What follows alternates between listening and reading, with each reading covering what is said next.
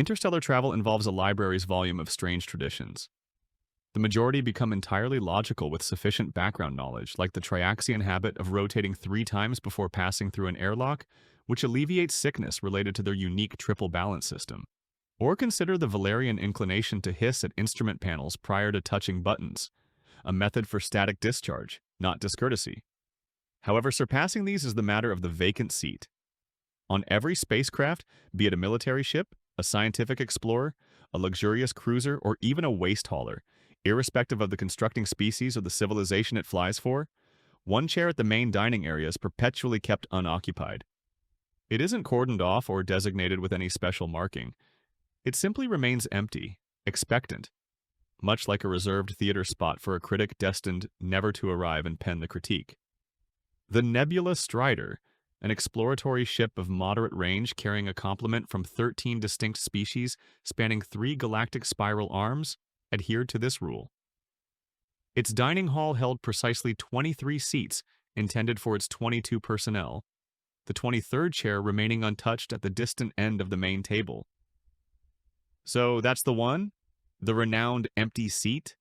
Inquired the most recent addition to the crew, a human engineer whose fingernails were perpetually marked with grease and whose expression radiated skepticism as if it were a paid service. He gestured towards the plain, unoccupied chair. "Keep your voice down," hissed the vessel's quartermaster, a Zosun whose transparent exoskeleton flickered with warning hues. "And yes, that is it. Was this not addressed during your initial briefing?" The engineer scoffed. They did explain how to prevent inadvertently proposing matrimony to the fuel systems director. "A valid point of concern," added the fuel systems director, belonging to a species that procreated via an intricate ceremony involving mechanical connections, and who had been the recipient of 46 unintended proposals throughout their service. "But nobody spoke of superstitions related to furniture," the engineer concluded, already stepping towards the prohibited chair. 3 crew members reacted instantly, moving together to intercept the human before contact could be made between posterior and cushion. The ensuing mix of appendages, some encased in exoskeletons, others supported by endoskeletons, and at least 2 possessing no skeletal structure at all, collapsed in a clumsy heap onto the dining hall floor. "Are you attempting to get us all killed?" The navigator's vocal synthesizer overloaded from alarm, making the translation emit at quadruple the usual loudness. The engineer, now pinned beneath a mound of anxious colleagues, blinked, displaying genuine bafflement. "It's only a chair."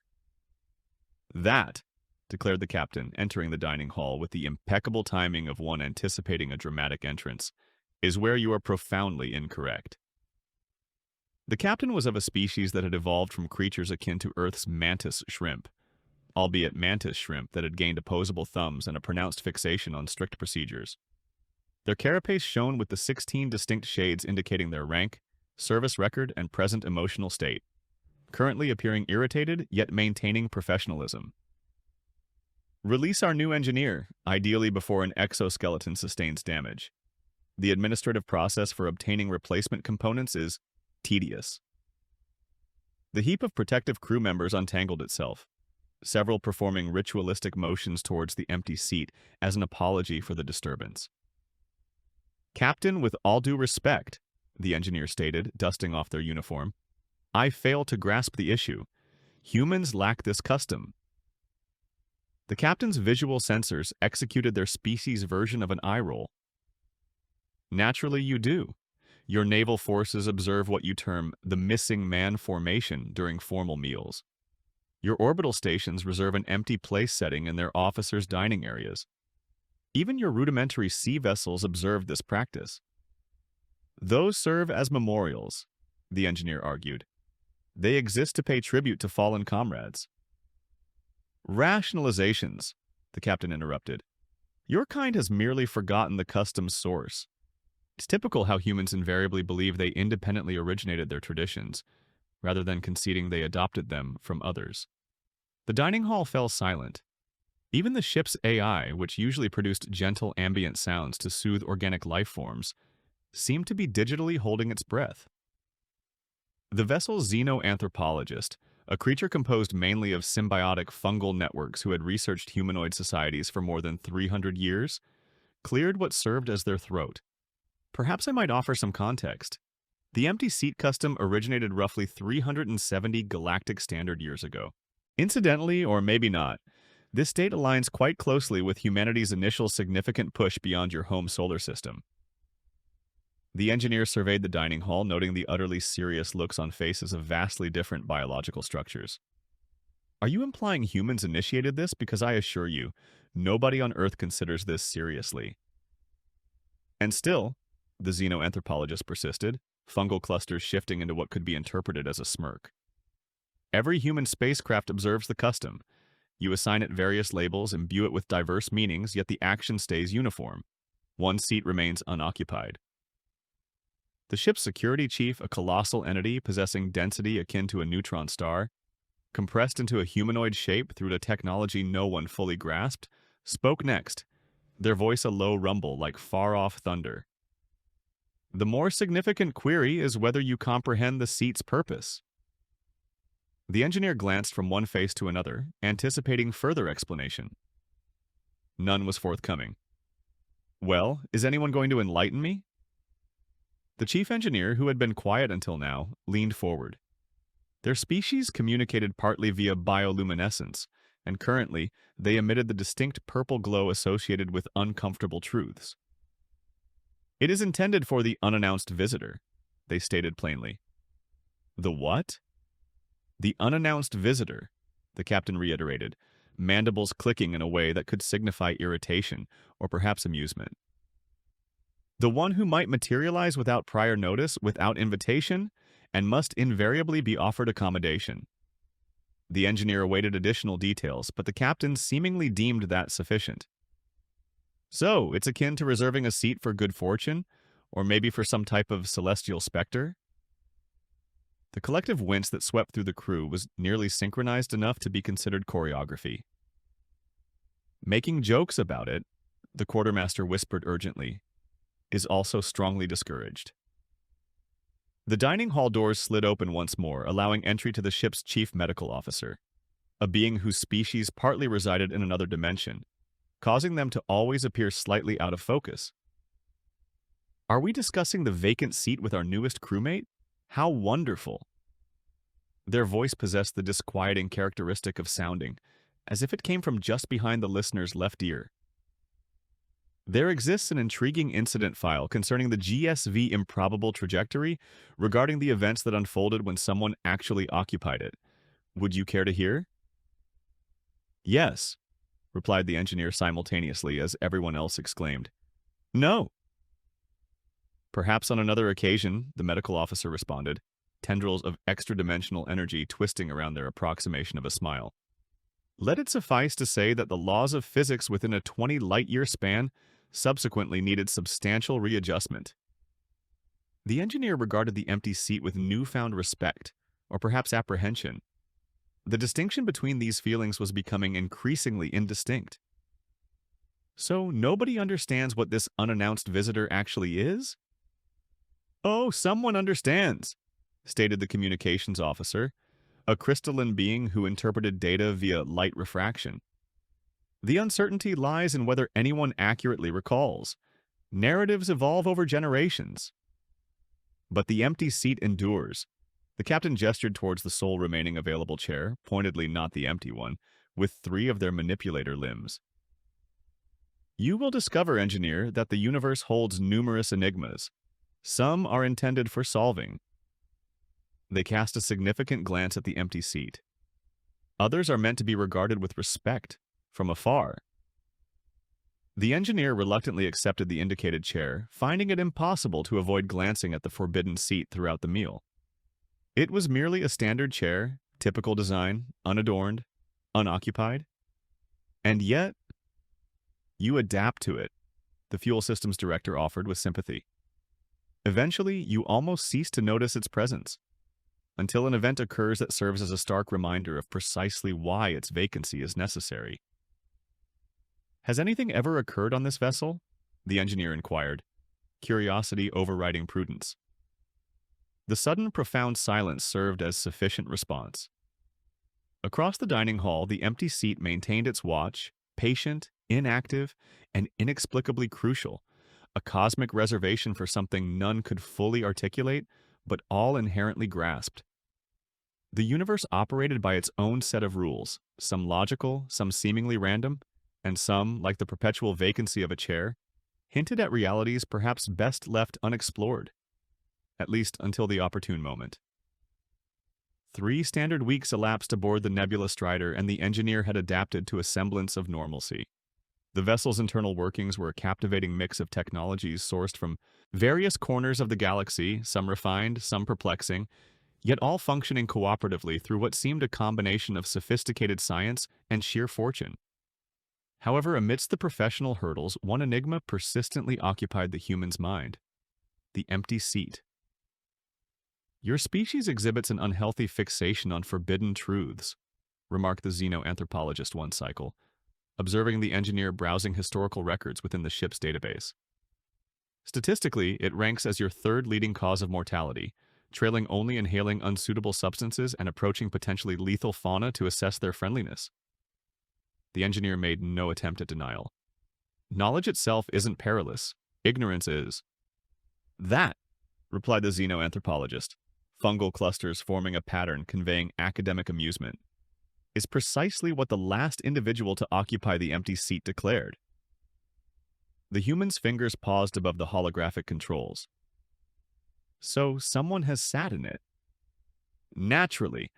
Prohibitions arise because they have been violated. Otherwise, how would anyone recognize the need for them?" The xenoanthropologist adjusted their fungal form into a more relaxed position.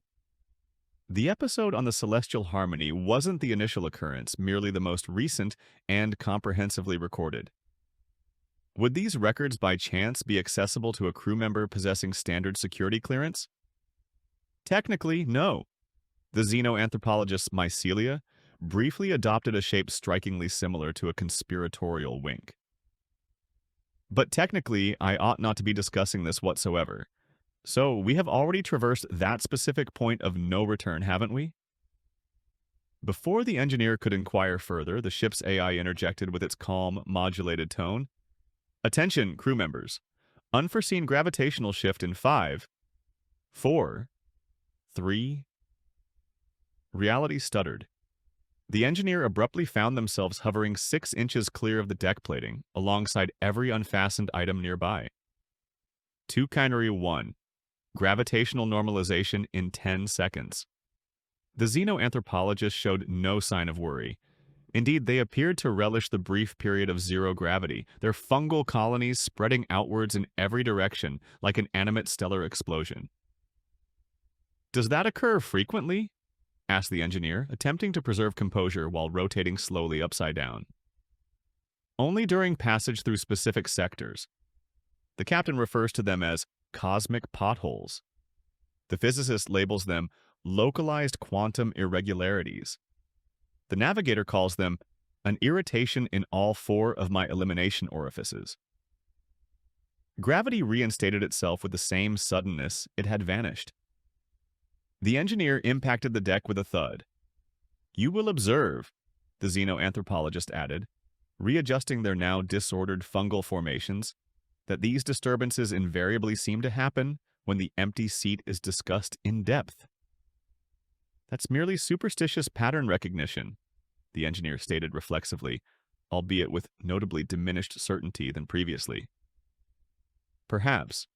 But have you entertained the notion that the universe itself might harbor superstitions? When you've existed for billions of years, you tend to develop certain inclinations." The engineer dusted themselves off, already devising alternative research methods. If direct inquiry resulted in gravitational anomalies, maybe a more circuitous tactic was warranted. Consequently, the engineer initiated casually during the subsequent mealtime, directing their query to the communications officer while deliberately avoiding eye contact with the empty seat. "I've been contemplating first contact procedures." The communications officer's crystalline form refracted light in patterns, signifying courteous attention. "Any particular facet?"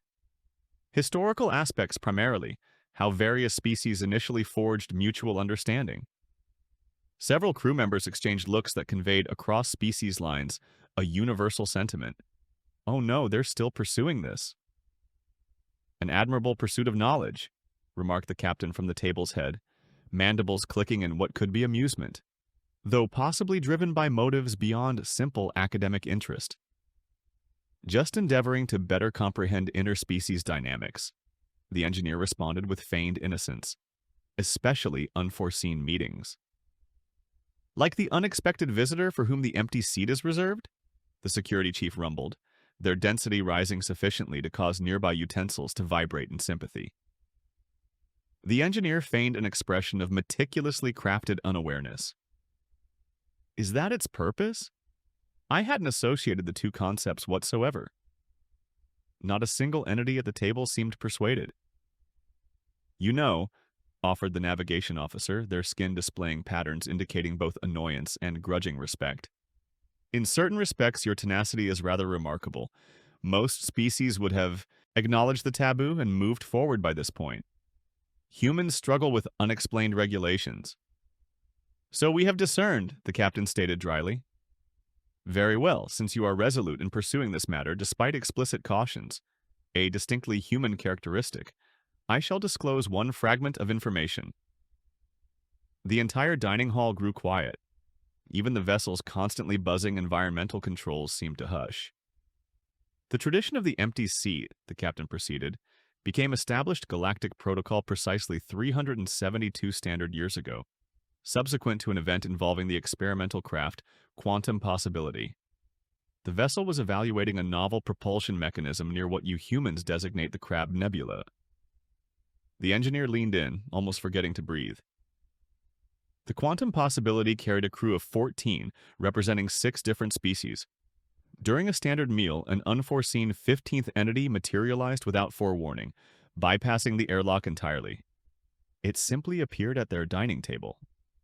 What manner of entity? The engineer asked, their voice barely audible.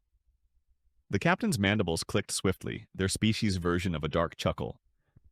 That is the intriguing element. None of the observers could concur. Each crew member perceived something distinct. Yet they all agreed on a single point. The entity occupied the sole vacant chair at the table. What became of the crew? Nothing befell them. However, the entity imparted something to them. Something significant enough that, within a standard year, every space-navigating civilization had implemented the empty seat protocol. Which was... The captain's carapace shimmered with self-satisfied iridescence. That particular information is classified substantially above your security authorization. The engineer did not attempt to conceal their irritation. So, you're informing me that some enigmatic space being materialized from nothing uttered something so impactful it altered galactic procedure permanently, and nobody is permitted to tell me what it was? I did not state that nobody could inform you, the captain corrected. I stated you lack the authorization to know. There is a distinction. Who possesses the authorization? The Admiralty, specific diplomatic echelons, and, the captain paused for theatrical effect, anyone who has personally encountered the entity. Silence descended upon the table once more. The engineer glanced around at the assembled crew members. Has anyone here? The medical officer, still slightly unfocused, offered their unsettling smile. If they had, engineer, they would be forbidden from disclosing it to you. So this entire affair could simply be an intricate practical joke targeting the new human crew member? The fuel systems director produced the high-frequency keening sound that signified laughter for their kind. That would represent an extraordinary dedication to a prank, sustaining it across myriad ships and hundreds of species for more than 3 centuries. The engineer frowned, integrating the fresh data with their existing knowledge. Something failed to align. You stated this protocol commenced 372 years ago, they articulated slowly. But you also mentioned its timing coincided with humanity's initial foray beyond our solar system. That chronology is inconsistent. We lacked functional interstellar travel until considerably later. The xenoanthropologist's fungal mass reconfigured into what might have been a smile. According to your historical documentation, yes, but history is composed by the triumphant, or in this instance, by those who remained conscious long enough to record it. Before the engineer could press for elaboration, the ship's AI intervened once more. Proximity warning. Unidentified craft approaching on bearing. Mark 73. The captain rose instantly. Tactical overview to the dining hall display. The wall flickered, changing into a depiction of the adjacent space. A vessel was indeed drawing near, sleek, dark, and moving in a manner that simultaneously conveyed intent and threat. Configuration unknown, reported the security chief, now fully adopting a professional demeanor. No corresponding registration found in our archives. Hailing frequencies unresponsive, Captain. The engineer observed as the unidentified ship approached, performing maneuvers that ought to have been unachievable according to at least 3 fundamental laws of physics. Curious timing, murmured the xenoanthropologist to the engineer, almost as though your inquiry summoned them. That's preposterous, the engineer retorted automatically, though accompanied by a persistent sense that might not be entirely preposterous after all. The captain turned to the communications officer. Transmit standard greetings across all channels and... They paused for a mere fraction of a second. Initiate the protocol for an unannounced visitor. Several crew members gasped, audibly. The security chief's density surged so dramatically that their chair began to subside into the deck plating. Captain, they rumbled, are you implying... I am implying we adhere to procedure. The captain cut in sharply. Nothing further, nothing less. The engineer glanced back and forth between the approaching vessel on the screen and the empty seat, which suddenly appeared less like a harmless piece of furniture and more like a primed weapon. What precisely does the protocol for an unannounced visitor involve? They asked, striving to maintain a steady voice. The captain's optical receptors focused on the human with an intensity that was almost palpable. It is quite straightforward, truly. We wait, we observe, and most critically, they cast a significant look at the empty seat. We ensure there is accommodation available at the table. The enigmatic ship persisted in its approach, now near enough for details of its peculiar construction to become apparent. Its movement defied anything the engineer had previously witnessed, not entirely corporeal, not entirely energy, existing in a condition suggesting the laws of physics were treated more as courteous suggestions. I believe, stated the medical officer, their form growing even more indistinct, seemingly in reaction to the bizarre vessel. Our newest crew member is poised to receive the answers they have been pursuing, though possibly not in the manner they anticipated. The engineer swallowed hard, abruptly wishing they had paid attention to the warnings and abandoned the enigma of the empty seat. The universe, it appeared, had been attentive to their inquiries, and now something seemed poised to provide answers directly. The unidentified vessel remained suspended in space, resembling a sliver of pure darkness against the backdrop of stars, challenging both perception and reason. One instant, the Nebula Strider's systems operated flawlessly. The next, everything ceased functioning. Lights, propulsion, life support, all went inactive. Status update, barked the captain into the emergency-lit dimness of the dining hall, their carapace faintly glowing with bioluminescence. Total systems blackout, replied the chief engineer. It's as though something reached directly into our core programming and disconnected everything. The human engineer floated in the zero-gravity darkness, mind working furiously. Those signals we detected, they weren't hostile. They were a communication handshake, like primitive computers agreeing on compatible settings. Before anyone could react, a peculiar distortion rippled through the dining hall's atmosphere. The emergency lights flickered, and then, suddenly, impossibly, an individual occupied the empty seat. A human, or something adopting human appearance, middle-aged, clad in an old-fashioned flight suit. The figure remarkably stayed seated despite the absence of gravity, while everyone else drifted awkwardly around the table. You've been inquiring about the empty seat, the figure stated, directing a smile towards the engineer that didn't seem quite genuine. Thought I'd clarify things personally. Identify yourself, demanded the captain. I've gone by numerous titles: guardian, observer, unannounced visitor. The figure shrugged. The exact designation is irrelevant. What is your objective? Asked the engineer. Objective? None. I am present because you sought understanding regarding why every vessel maintains a vacant seat, concerning why the custom supposedly originated with humanity, despite your lack of spacefaring capability 372 years prior.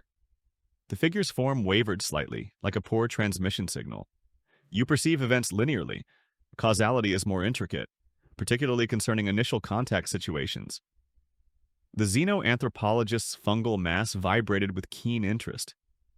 You imply a temporal displacement? I imply that the empty seat serves as insurance. Against what? Inquired the engineer. Extinction. The figure gestured towards the assembled crew. Every species capable of space travel develops technology potent enough for self-annihilation before achieving technology sufficient for self-preservation. It's nearly a universal constant. The figure leaned closer.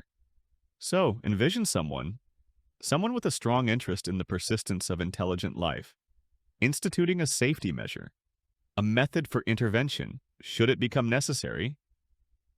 But such intervention demands an invitation. The empty seat, murmured the captain. Precisely, a straightforward custom, easily upheld, a standing invitation to the observer. You originate from the future, the engineer stated. From a future, one among numerous possibilities. In my temporal stream, humanity neared self-destruction, would have succumbed were it not for external intervention.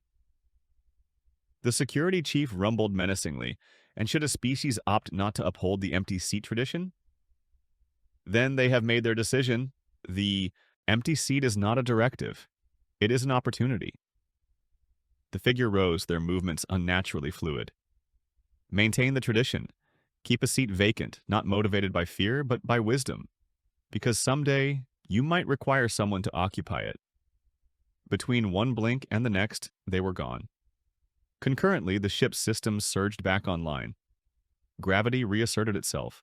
The mysterious vessel vanished from all sensors as if it had never been present, or perhaps had yet to arrive. The engineer stared at the now vacant chair. I believe we've been reserving a spot for our own future, for what we could potentially evolve into if we endure long enough. The captain's mandibles clicked in contemplation. Well, engineer, you desired explanations regarding the empty seat. Are you content? Not content, they answered, but perhaps somewhat more at ease with the enigma. 3 days following the encounter, the Nebula Strider existed in a state of organized turmoil. Technical teams navigated the vessel, inspecting systems that had inexplicably resumed perfect operation. Scientific groups scrutinized sensor data that logically shouldn't exist, yet somehow did. The captain composed reports that skillfully skirted the more baffling elements of their experience. And the human engineer sat solitary in the dining hall, gazing at the empty seat. You know, remarked the xenoanthropologist, gliding into the chamber with fungal elegance, on my native world we possess a proverb. One who gazes excessively into the abyss risks merging with it. The engineer remained focused. Is that intended as a caution or a promise? Depends upon one's viewpoint, I suppose. The xenoanthropologist settled their mass into an adjacent chair. The captain has directed us to return to the nearest starbase. Command requires a comprehensive debrief. Will they accept our account? Officially, no. Unofficially, they won't require acceptance.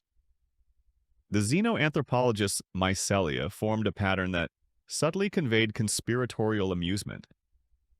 The seat tradition persists after all. That is the crucial aspect. The engineer finally averted their gaze from the chair. Doesn't it trouble you that we've been unconsciously involved in some form of cosmic monitoring initiative? Is that your interpretation? Intriguing. The fungal patterns shifted thoughtfully. Personally, I find it rather reassuring. The universe is immense and predominantly indifferent. The notion that something possesses sufficient concern to establish a protective measure? Well, that's quite pleasant, isn't it? Before the engineer could formulate a response, the ship's AI declared, Attention! Incoming communication from Galactic Command. Priority Alpha. The dining hall screen activated instantly, revealing the stern features of Admiral Kordak, a being whose species descended from apex predators and who perpetually seemed to be evaluating whether you'd taste superior uncooked or prepared. "Captain," the Admiral commenced without introduction, "your initial report details an encounter with an entity linked to the empty seat protocol." The captain, having just arrived in the dining hall, snapped to attention. "Correct, Admiral? And this entity purported to be from the future? A human future?" "That was our interpretation, yes." The Admiral's expression stayed deliberately impassive, which paradoxically intensified the sense of threat. "You comprehend that this information falls under classification according to the Temporal Integrity Act?" "Naturally, Admiral." "Good, then you grasp why I am deploying the Kronos Guard to meet your vessel. They will manage the official debriefing and necessary memory modifications." The engineer rose sharply. "Memory modifications? You cannot simply—" "Engineer," the captain interjected firmly, "be mindful of your station." The Admiral's attention shifted to the human, eyes narrowing.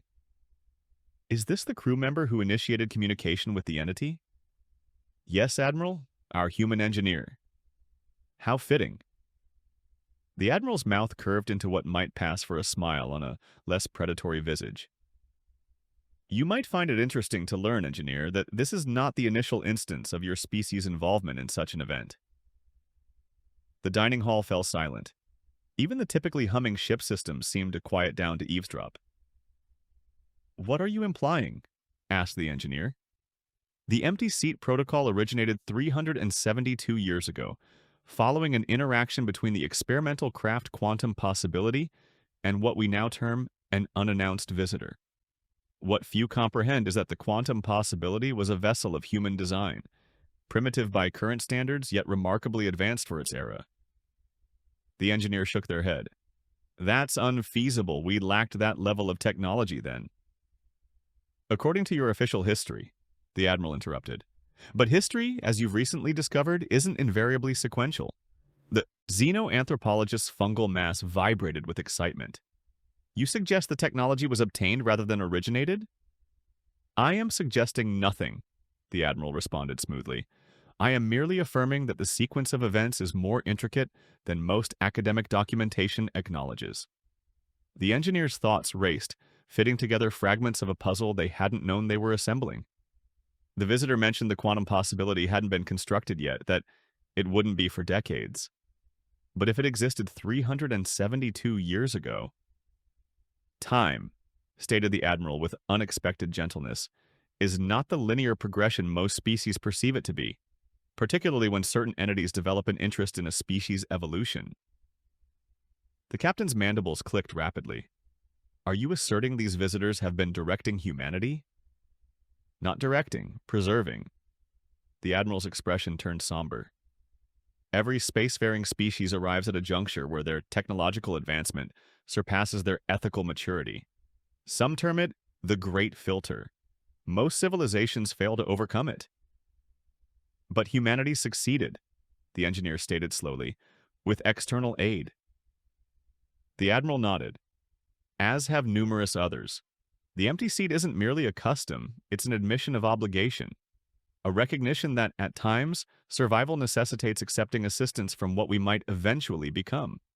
The engineer looked again towards the empty seat, viewing it with fresh comprehension. "So the visitor could have been a future human, or whatever humans might evolve into." "That information remains classified." The Admiral's tone clearly indicated the conversation was nearing its conclusion. "The Kronos Guard will arrive within 14 hours. Meanwhile, Captain, I advise you to reiterate your crew's confidentiality duties." The screen blanked before anyone could reply. The dining hall stayed quiet for several extended moments. Finally, the engineer spoke. "They intend to delete our recollections of this, don't they?" The captain's carapace cycled through several shades before stabilizing on a muted, accepting hue. "Standard procedure for temporal anomalies. You will recall exploring the empty seat tradition, but not the specifics of your discovery." "That's," the engineer began vehemently. "Necessary," completed the xenoanthropologist. Consider, if everyone understood the true significance of the empty seat, it would alter our approach. The tradition would become cynical, performative, rather than authentic. The invitation would forfeit its genuineness. The engineer surveyed the dining hall, observing the crew members who had shared this impossible revelation. So we simply forget? Revert to maintaining an empty seat without comprehending the reason? Not precisely, stated the captain, mandibles clicking thoughtfully. The memory adjustment is selective. You will retain an impression, a feeling, devoid of explicit knowledge. It's how the tradition has endured for centuries, despite innumerable encounters akin to ours. The engineer rose and walked towards the empty seat, extending a hand to touch its back. Just a typical chair, and yet now profoundly more. Humanity, yeah? They murmured with a blend of wonder and irony. Pardon? Inquired the captain. The engineer smiled. Just acknowledging the cosmic irony. Humans aren't exceptional because we're inherently superior to other species. We're exceptional because our future selves evidently care sufficiently to prevent us from self-destructing. A viewpoint worth retaining, remarked the xenoanthropologist, even if solely as an impression. As the crew dispersed to ready themselves for the approaching Kronos guard, the engineer lingered, regarding the empty seat with altered perception. Soon they wouldn't recall why it held significance, only that it did. And perhaps that sufficed. A seat kept vacant, an invitation proffered, a guarantee that regardless of the universe's vastness and indifference, someone observed, someone cared whether they endured, someone would arrive if beckoned. The engineer finally turned away, but not without offering a small, private gesture of deference towards the empty seat. After all, one never knew who might be observing or when one might require them to accept the invitation.